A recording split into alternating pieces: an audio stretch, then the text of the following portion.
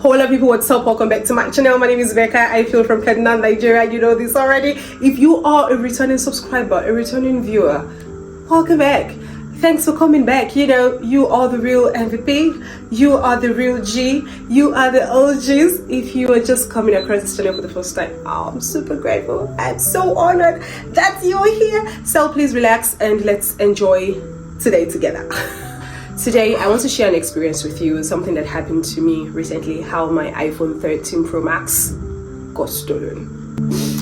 So a little bit of backstory. In December last year, my husband gifted me an iPhone 13 Pro Max, and I was super happy for it, because for all that it's worth, it is a game changer for me as a content creator and as a scholar, you know, a researcher. So it's been so helpful, honestly. Even before it came, I had calculated what I'm going to use it for, how I'm going to use it, and how it's going to positively impact, you know, my life. So I was super grateful that my husband was able to get me that gift, you know. And since it came in December, I've been trying to get a wing of it. I've never used an iOS before. It was my first time, you know.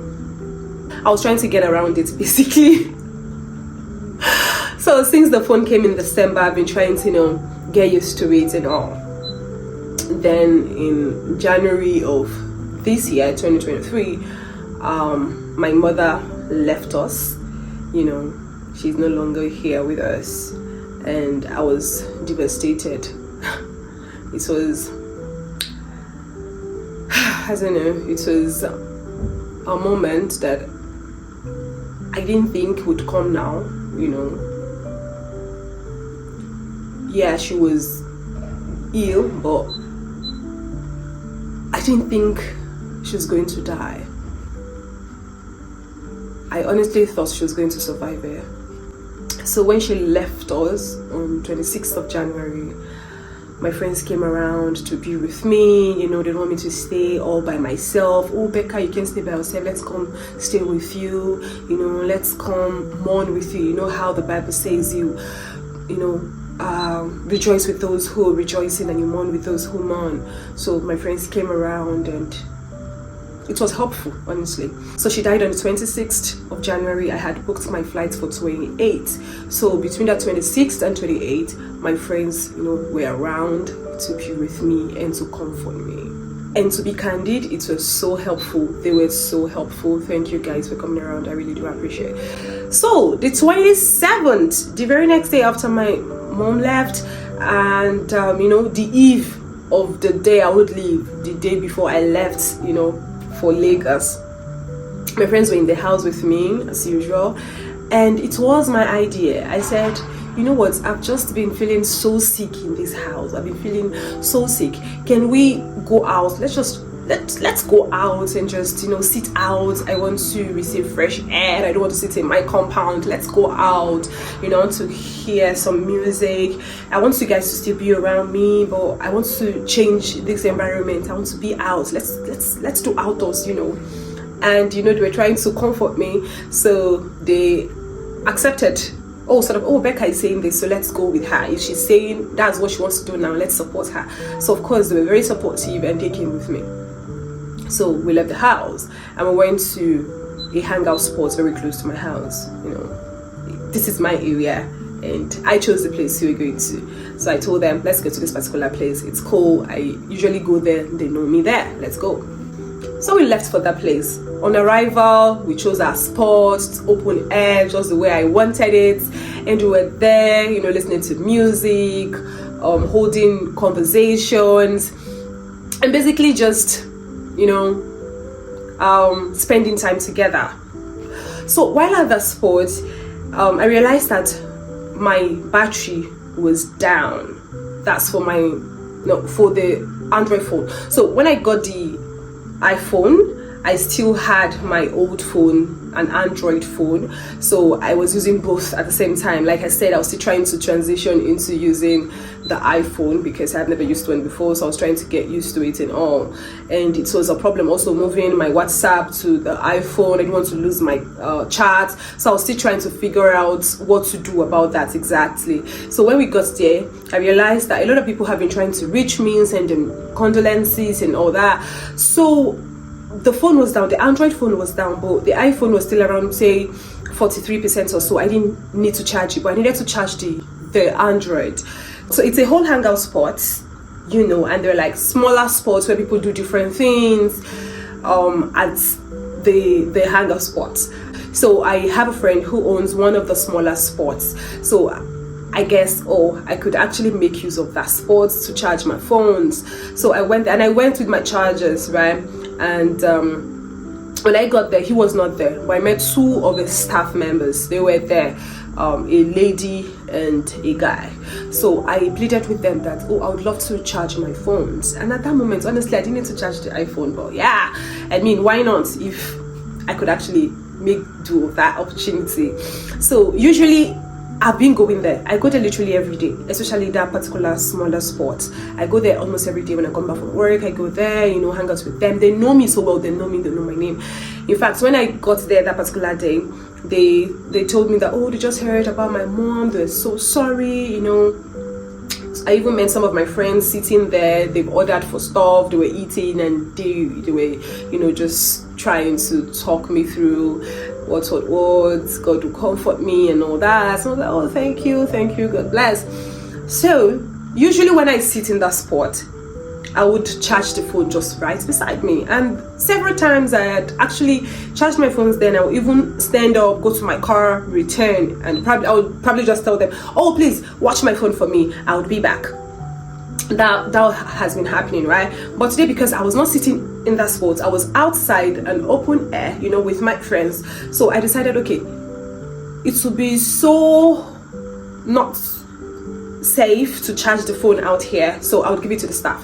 So I gave it to the two staff. I handed it over to them, but I handed it over to the lady in particular, and I told her, please charge this phone in your cubicle, the staff cubicle, which is actually out of bound to people who are not working in that spot. So it's a staff restricted area, and I gave it to her. And somehow I was jokingly saying, sis, this iPhone 13 Pro Max, you know, is worth more than this. Please ensure you keep it safe. Keep my iPhone 13 Pro Max, so please keep it safe. So I gave her both phones, the Android phone and the iPhone 13 Pro Max. Then she took it. While I was standing there, she plugged it in the cubicle, and in a safer place underneath. She went underneath to plug it, and then she took a bucket and blocked it. So I was super grateful she did that for me. Thank you so much, dearie. I'll be right back. So I went to be with my friends. Minutes later, I needed the phone. I needed to probably call my siblings, you know, to hear from them, or probably respond to certain messages, you know, just stuff like that. I know the way it is now in Kaduna, they can just probably change the time for your flights. So I said, I don't want to miss out. I need to check my phone. What if the flight has been rescheduled? So I went back in. Let's say I gave her the phone around 6:50. Then I went back for the phone around 7:50. An hour, right? Let's say that. I can't really remember the particular time stamp now. So I got there and I just greeted her as usual, and I said, please can you just help me with the phones? She said, which of them am I giving you? I said, both, just bring them, it's fine. I'm sure they would be supercharged now. It's an hour, you know. Then she bent down and came up and looked at me straight in the eye and said, I can't find your phone.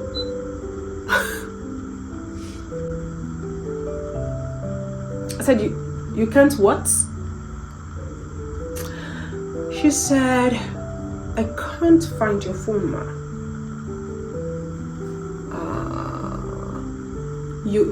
Which of the phones are we talking about, please? She looked back again as if to confirm. She wasn't sure what she saw. Then she looked back and said, the iPhone.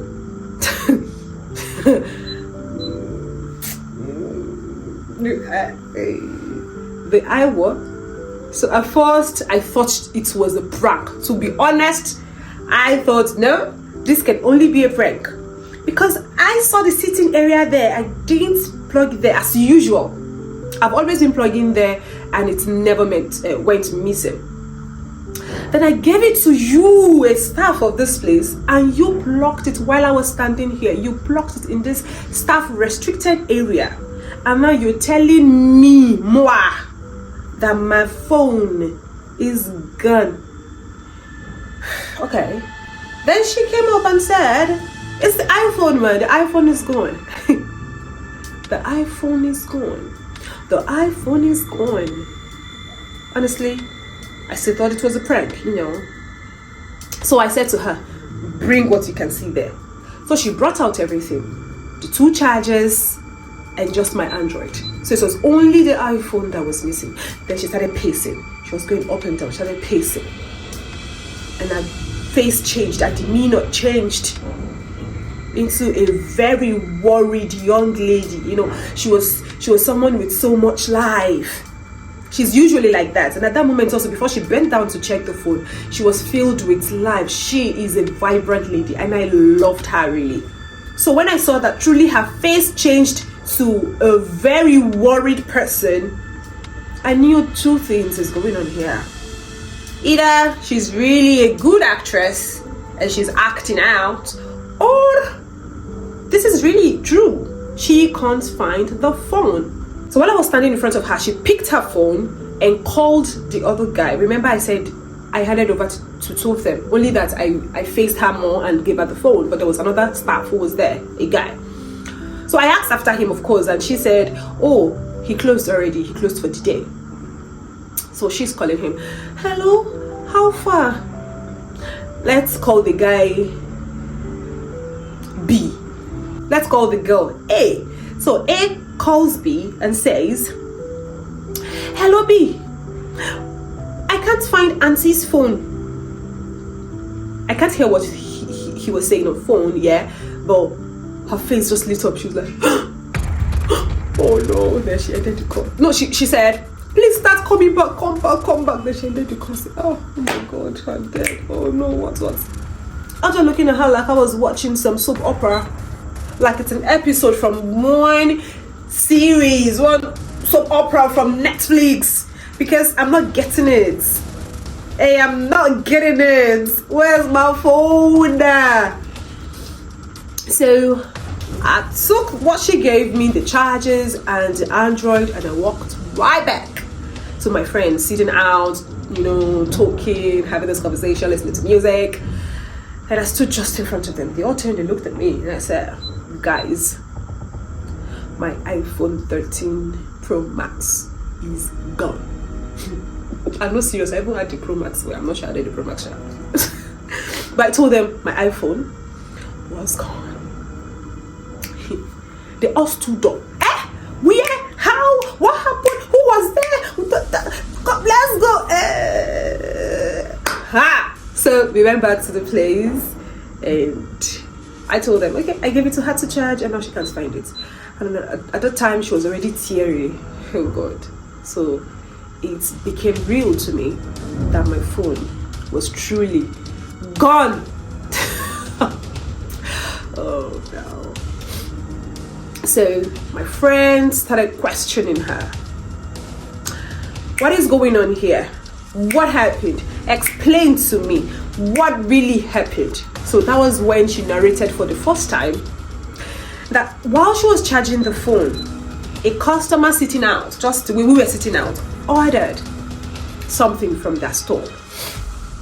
And she left the male staff alone in that place and went out to deliver the order.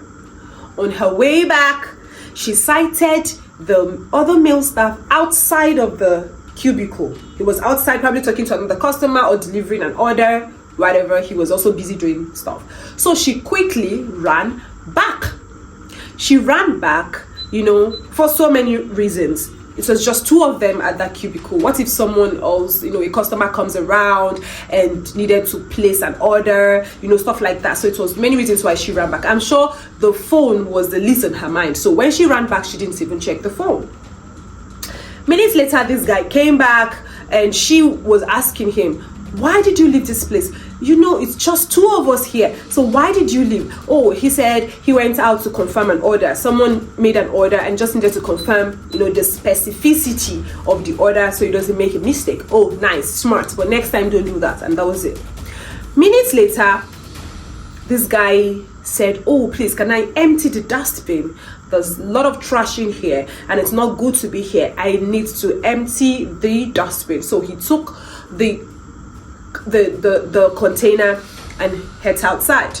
Then he returns with an empty container, of course, drops it, and the next minute he said, oh, he has this service in church, I think in night vigil, and he would love to close earlier than usual. So usually I think it's supposed to close around 8, but that day he closed 10 minutes before time, so he left. So at the moment I came in, that was when he had just closed. So the girl narrated, and you know, she was crying, pleading she didn't take the phone, and she didn't know if someone entered the place when she went out, you know, all of those things. So what came to mind immediately was, okay, Becca, track this phone. Of course, my main line was actually in this phone, so I started calling the line, switched off. So I had this other supplementary line, but a lot of people didn't have that number, so I started calling my main line, switched off. I tracked the phone using Find My Phone. It was saying the phone was off.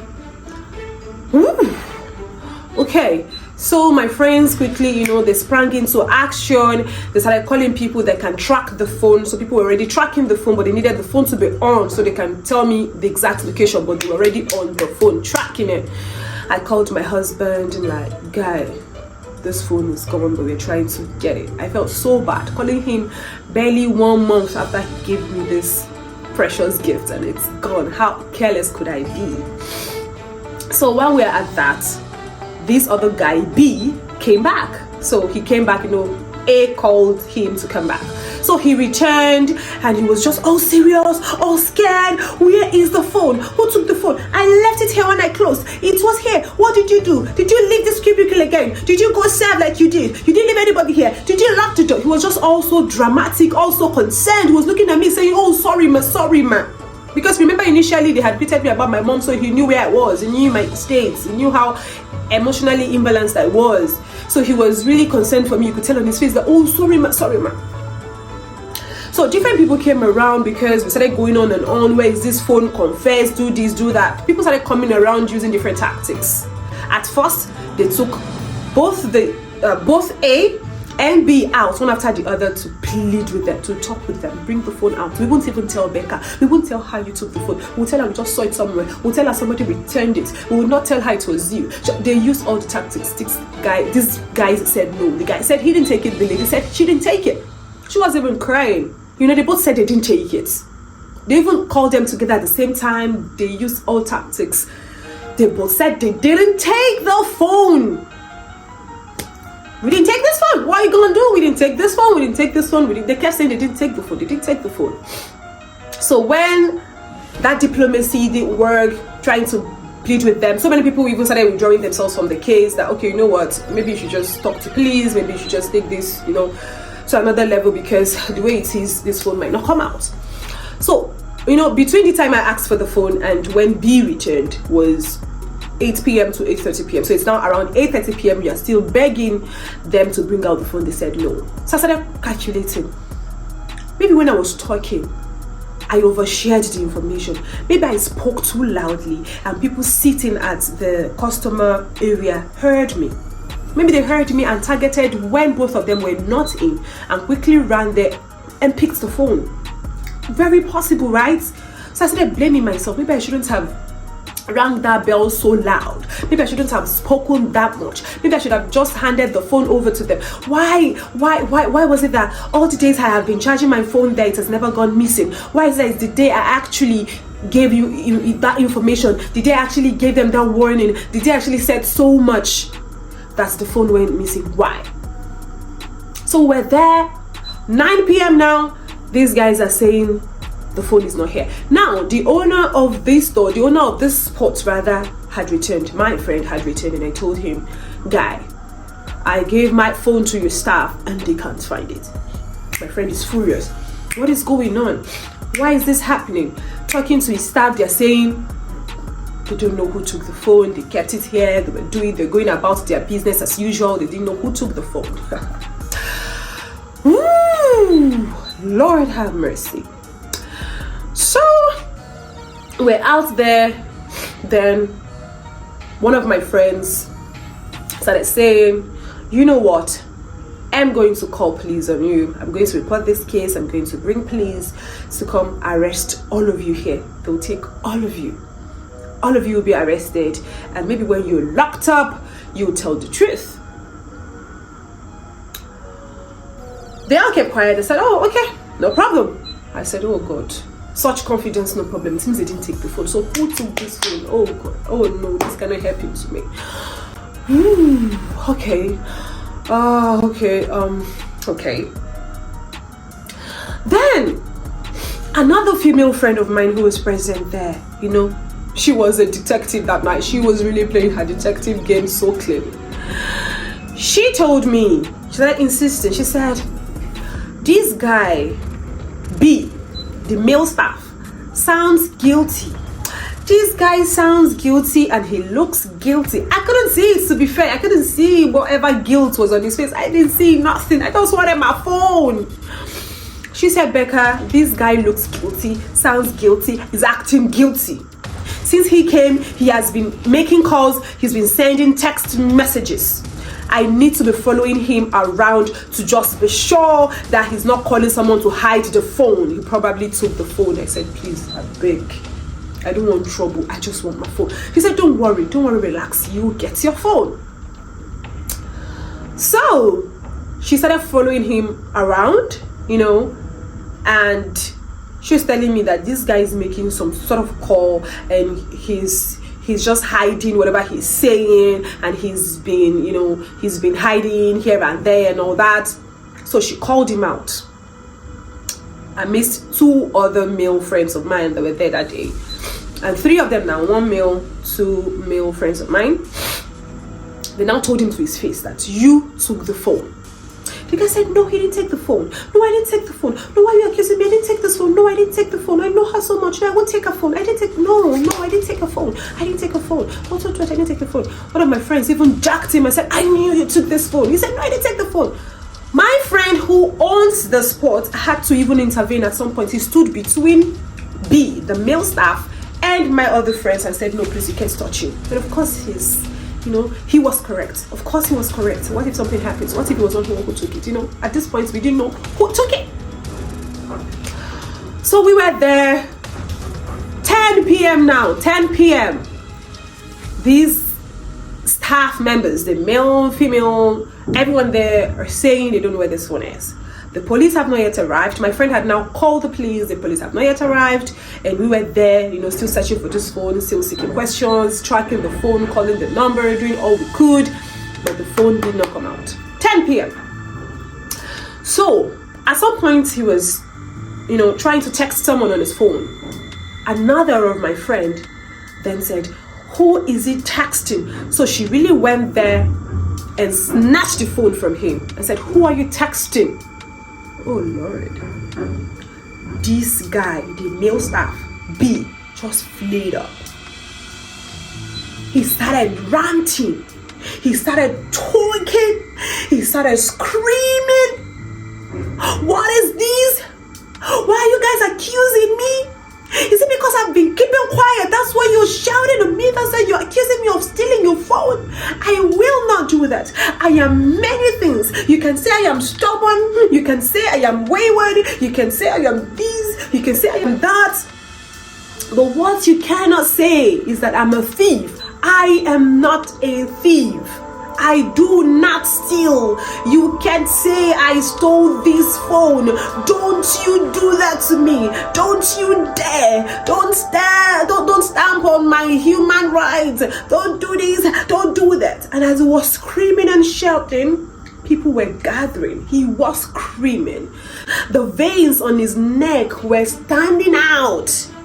He was really angry. His eyes were red. Then he turned to my friend, the owner of the spot, and he said, "You know me. You knew how I got to come to this job. You knew it was my condition. You knew it was the condition of things that brought me here. If not, I wouldn't have taken this job in the first place. How dare you stand there and do nothing? How dare you allow them to talk to me anyhow and accuse me of stealing? How dare you?" He was screaming, and it got to me.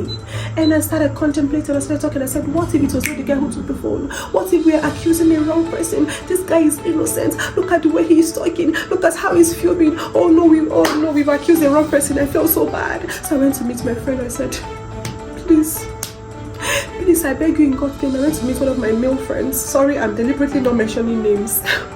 I went to meet my male friend. I said, guy, please don't do nothing again. Because that my male friend was the one, that particular male friend I went to meet was the one really saying, you are the one who did it. You are the one who did it. And I'm going to get you arrested. So at that point, when this guy was furious, when B was furious, he kept saying, bring the police, let them come take me. If they touch on me, that's all they can do. They can't get anything out of me because it's only a thief who would confess. And I'm not going to confess to a crime that I never committed. Everything got to me. I felt so bad. And my friend, the owner of the spot, was just there. He was just there standing, just looking at me and all that. So while he did all that, two major people met me. One of the people who owned a spot there came to meet me, and she said, "Ma, I don't know how much you have faith in God. I don't know how much you hear from God, but this is starting to look like that journey you want to make tomorrow. Maybe you should cancel it. I think it's just a message from God that you shouldn't make that journey." Because of course, while I was standing there, I kept saying, oh, my flight is tomorrow, my ticket is on the phone, this is that's my main line out there, all my bank accounts, everything is linked to that line. I was just so disturbed, I was sad, so I kept saying it. So she said, what if God doesn't want to do? Me, I don't know how you reason things, or me, I don't know how you see things, and I don't know how close you are to God, but maybe I just feel in my spirit that this is what God.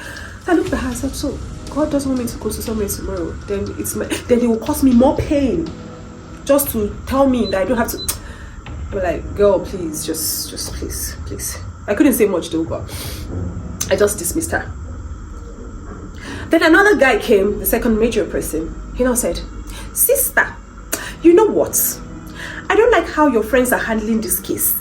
They are most likely accusing the innocent people here. It might probably be another person who took this thing. Now, you are the owner of the phone. You should make your own decisions. Don't allow your friends to do this for you. Don't allow your friends to cause more trouble.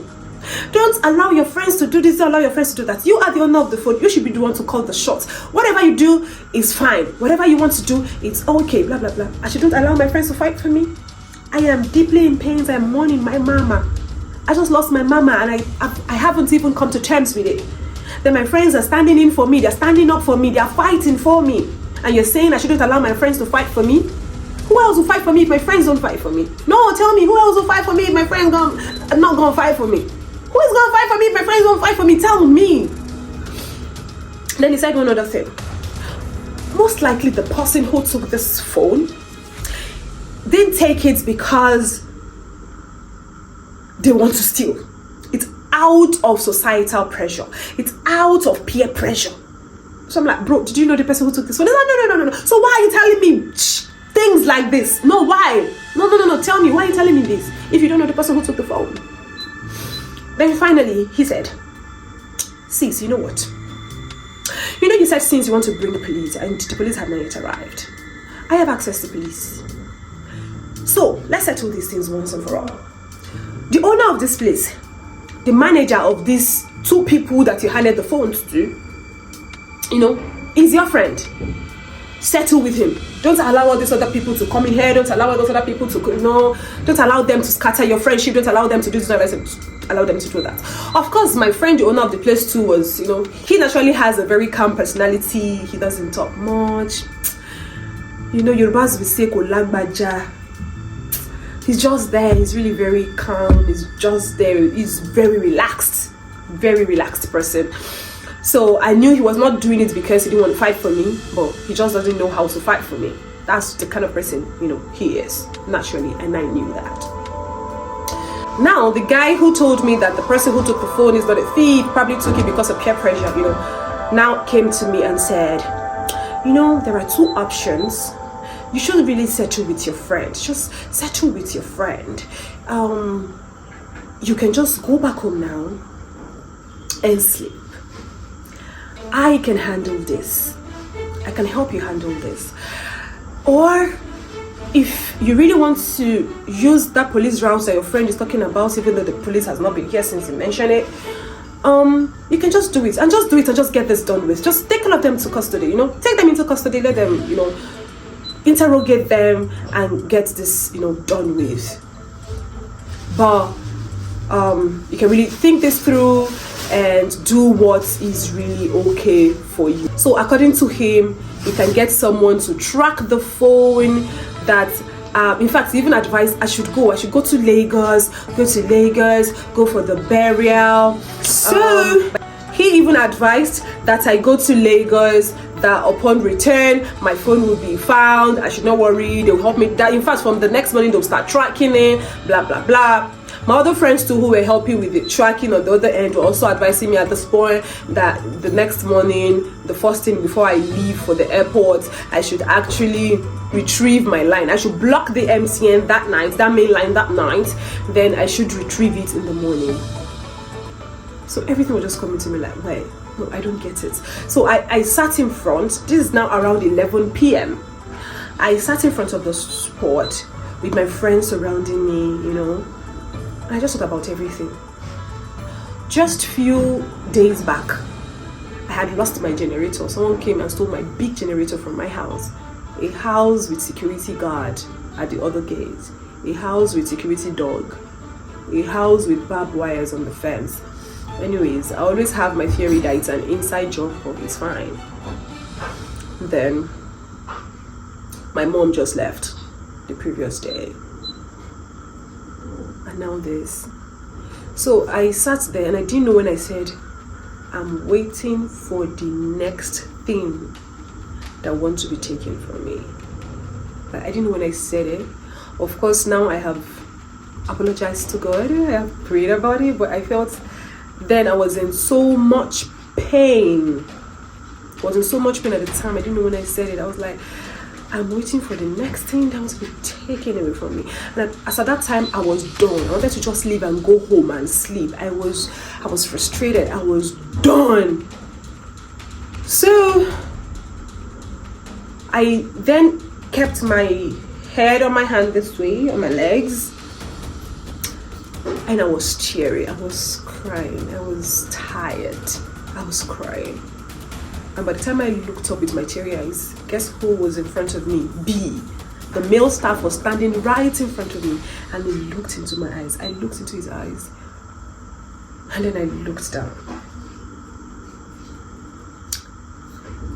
He looked so, I don't know how to describe it. There was a look on his face, a look of pity, a look of concern. That was what I saw. My friends said what they saw was a look of guilt, that he was guilty. I didn't see that. I just saw pity. So it was at that moment I knew I probably need to do something or leave. No, before then, around 11:30 p.m., he then invited his uncle over. So his uncle came. When his uncle came, he started talking to his uncle in his local language and was just ranting and was talking and was angry all over again. When his uncle came and was pointing at my friends and pointing to one of my friends in particular, saying, it is that one who accused me of stealing the phone. That one called me a thief. This, that. He was just talking and ranting. And he was even telling his uncle that they should call my friend. He was even telling other people, call him for me. Call him for my uncle. That was. Then they pointed at my friend. In my head, I said, okay. So they pointed at my friend. My friend looked up and said, what? It wasn't like, was it not you who said I stole the phone? Then my friend said, yes, you stole the phone. You are the thief. That was what my friend said straight up. I said, hey, God. So the boy was just there ranting with his uncle. Everybody was there. Everybody was getting rowdy. At this point, it was going to 12 a.m. in the night. And we're still out there. So I was already making up my mind. Okay, should I leave? Should I stay? I was confused. So I needed to make one final call. You know how you make final calls to that one person you trust their judgment. So I called one of my close friends, one of my closest friends, and I told her what's going on. And she said to me, Rebecca, you know right now you're being emotional because the owner of the spot is your friend. But there are times you have to put that aside and get the job done. Because if you continue this way and you're being emotional, you know the right thing to do, but you don't want to do it because you're being emotional that the owner of the store is your friend, and you know, one way or the other will get entangled in the entire thing. Babe, just still do the right thing. Just do it. Just do it. So I went back, and the final conviction I had before making my direct call to bring in the police, because all along I had direct contacts to bring in police to have them arrested, and I didn't use it. And I was just, you know, looking at my friendship with this person and hoping this would resolve, you know, without us involving the police and all that. So I went back there and I stood. Two other friends had arrived now, and I said in Yoruba to one of my friends who understood Yoruba, I said to her, I said, you know, something just crossed my mind, and that's the fact that if truly, as we are suspecting, this guy or this girl, the female, we actually didn't really suspect the female staff A. It was actually the guy. I need to be truthful here. If truly, as we are suspecting this guy B to have stolen the phone, if truly he stole it, we will never find this phone, because he has been here in the middle of everything. He's heard all the things we said we'll do. He's heard how we are tracking it. He's heard how you cannot steal an iPhone unless you don't want to use it, because even if it will take you 6 months to use it, to put it on, 1 year we will still track it. It might take a long time, but we'll find the phone. So he's heard everything we are doing, whom we are calling, everything. He knows he's in trouble. So if truly he took the phone, he would rather go home tonight and destroy the phone than putting it on and we track it to him. That will never happen. He will rather destroy the phone and we will never find it. So I said, you know what? I'm calling the police. Now it's 12 a.m. past 12, and we are still out here. I have called the police. They were on the way. It took them literally 10-15 minutes to get to me from the time I made the call, and they were there. Now here is the main gist. Don't get tired. Don't go anywhere. Please, if you are still watching this video, kindly like this video, drop a comment for me to know you're here. You know, subscribe if you have not subscribed. Share this video so this story can go far and wide. Thank you for doing that. So anyways, the police arrived in their van and they drove in and parked right in front of us. So at this time, I'm with 7 of my friends. 7 of my friends are with me. Then the owner of the spot is here. The 2 staff I handed the phones to, you know, were with me. They were there. The guy's uncle, B's uncle, you know, was there. I had 8 friends. Another friend was there here. The guy who told me it was societal pressure, the person who stole it is not a thief, also was there. Yeah, I think, yeah. And it was already past 12 midnight. So the police van arrived and I just stood up, I moved forward, I went there. Oh, please, who is Rebecca? Who made the call? I said, I am Rebecca. The police said, what happened? I was about to talk when this guy, the one who told me the person who took the phone is not a thief, walked in. I said, Rebecca, please excuse me 1 minute. I want to have 1 minute with you. And I looked at him, I said, we've been here all this while. You didn't say you want to have 1 minute with me. Guys, leave me alone, please. I want to talk to the police.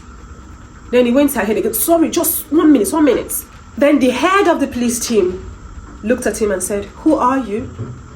He said, my name is, what he called his name. The man repeated, who are you? And he said, oh, my name is repeated. The man said, excuse us, I want to speak with Rebecca. So he left. Then the narrator said to the man, oh, I came here to charge my phone. This is not my first time coming here, you know. I come here all the time. These are my guys. The owner of the spot is my friend. And I gave them the phone and now they can't find the phone. Since 8:30, now this is past 12 a.m. So the policeman said, okay, where are the two people, the two staff you handed your phones to? And I pointed at them and said, hey, B, come here.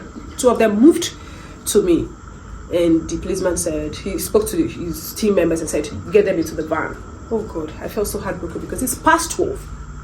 And this girl too will be taken. What if she's not the one who took it? What if it's not the guy? What if it's not even both of them? At this point, I didn't even know. Then the next thing the policeman said even left me more confused and more concerned, whatever. He said, who is their manager? Your friend, the manager. Where is he? I said, that one is my friend. He was not around when the phone was stolen. Look at him there, but he was not. The man said, that is none of my business. Don't worry. You don't have to worry about that, but he's coming with us too. So he turned to his guys and said, take him into the van. And I went, no, you can't do that. No, don't do that. No. Just as they were about to touch him, another of my friend, female, came in and said, but the guy said he has the phone. B has confessed that he has the phone and he needs just 10 minutes to go produce the phone. I was flabberwhelmed. I said, it's a no, where? As soon as she said that, I turned, I said, are you sure what you're saying? Then the societal pressure guy came and said, that's what I was trying to tell you. I needed 1 minute with you. He confessed just before the police arrived. I was trying to explain to you. He said he has the phone, he will produce it. Just when this guy said this, that's how B jumped from the van and started running. He was running for his life.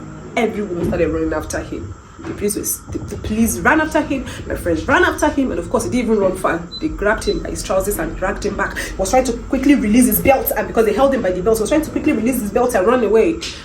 But well, they caught him, then he started pleading. I'm so sorry. I'm so sorry. It was the devil. I'm so sorry. Forgive me. I'm so sorry. I didn't mean to steal it. It was the devil. I can go and bring it now. My house is there. I'll go and bring it. No. Go and bring it. No. Go and bring it. No. He started shouting, screaming, crying.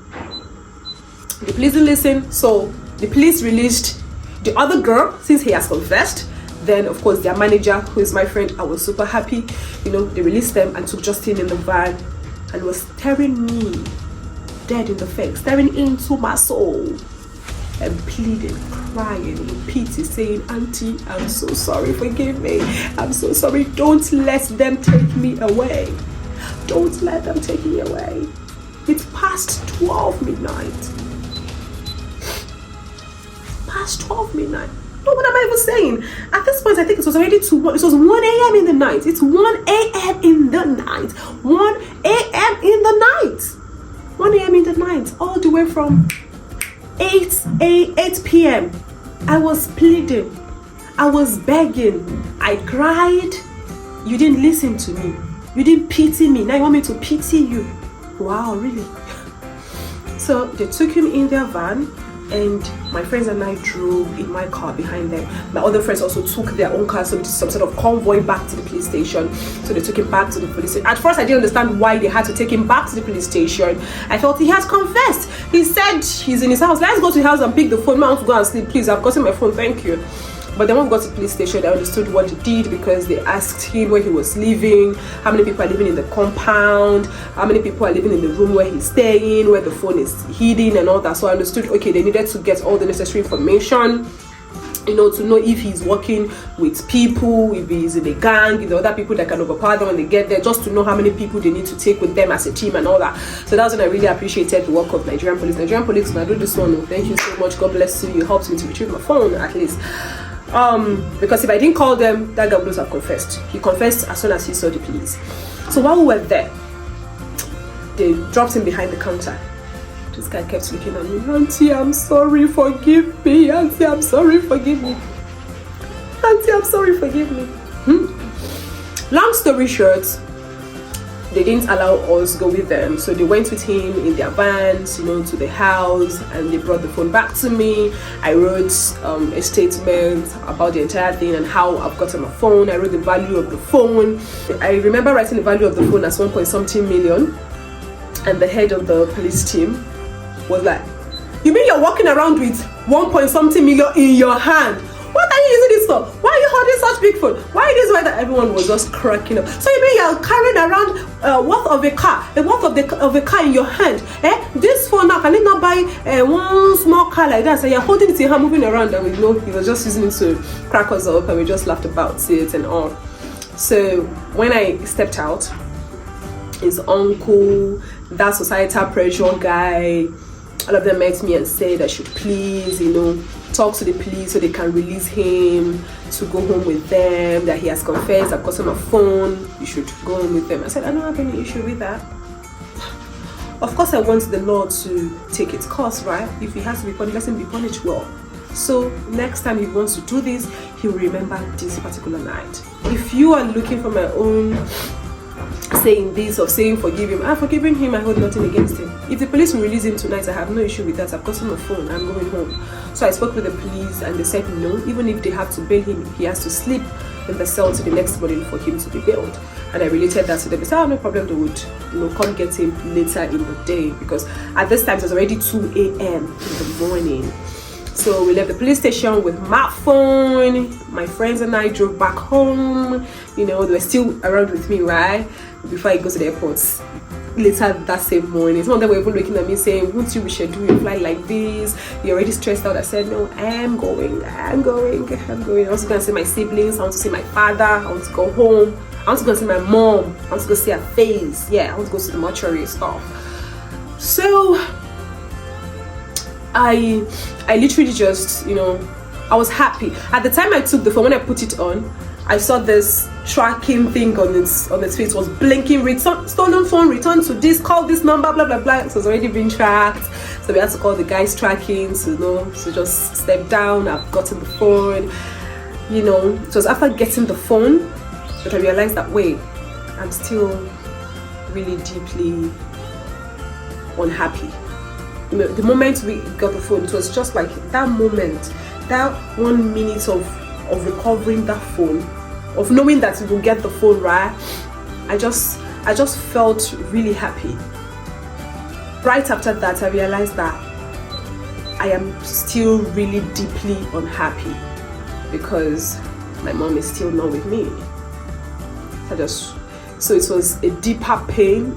I don't know how to explain it, but yeah, the phone got missing and I got the phone back. So basically this guy took the phone, and he took the phone. I think the theory is, I didn't want to hear how it stole it, yeah, but I think my theory is that he took the phone when he went to trash, the dirt. He probably kept it in the can, in that dustbin, then hid it somewhere, then he closed earlier and left. Anyways, the next day I took my flight and I went to Lagos, with my phone and all. And of course I'm shooting this video with that phone, iPhone 13 Pro Max.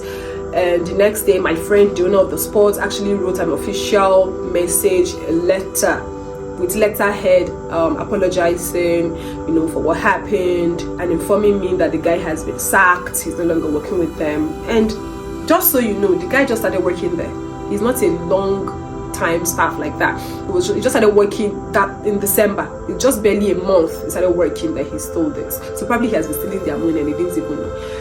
Anyways, he apologized, officially. He apologized, even informally. He called me, checked up on me, still comforted me over my mom and all that. And that was how it ended. Of course, my friend and I are still very cool. I still go to the place once in a while. I reduced going there, but I still see him and we still talk. We are still pals. And since then, I've never seen that guy again anyways. So that's my story of how my iPhone 13 Pro Max almost went into oblivion. Because if we haven't done that thing we did that night of calling the police, this phone will be gone. because that guy would definitely destroy it. That's what I feel. Anyways, thank you so much for watching this video. I really do appreciate you. Please drop a comment even if it is 1 minute, 2 minutes of this video you watched. Please drop a comment. I want to hear from you. I want to hear how you feel about this. I want to hear from you. What would you have done better? What could have been done better in maybe another time when something similar happens? What do you think we could have done, you know? Anyways, thank you so much for always coming back. Thank you for watching my videos. Don't forget to like, don't forget to share to other people so they will hear about my story and learn you know, to be better human beings. All right, till my next video, be good.